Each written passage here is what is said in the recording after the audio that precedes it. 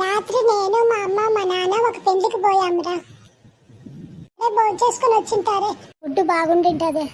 ఆగండి రా, చెప్పేది వినండి రా. భోజనం చేసుకుని రాలేదా రా? ఏం జరిగింది? ఆ పెళ్లి క్యాన్సిల్ అయిందిరా. పెళ్లి క్యాన్సిల్ అయిందా రా? ఏం జరిగింది?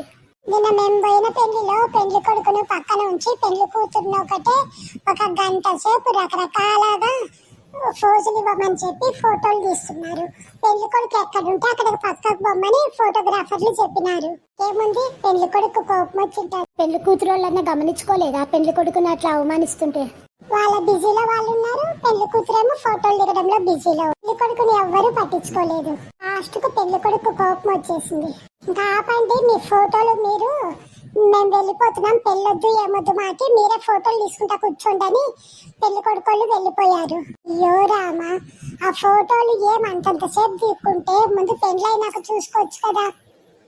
పెళ్లి కూతురు వాళ్ళు గమనించుకోకుంటే ఎట్లా? పాపం అలాగే ఒక సైడ్ కూర్చోంటాడు పెళ్లి కొడుకు. అయ్యో రామా, పెళ్లి కూతురు ఏముంది మరి, పక్కనుండే మనిషిని పట్టించుకోకుండా గంటలు గంటలు ఫోటోలు దిక్కుంటా కూర్చుంటే ఏముంది ఇట్లా కాక.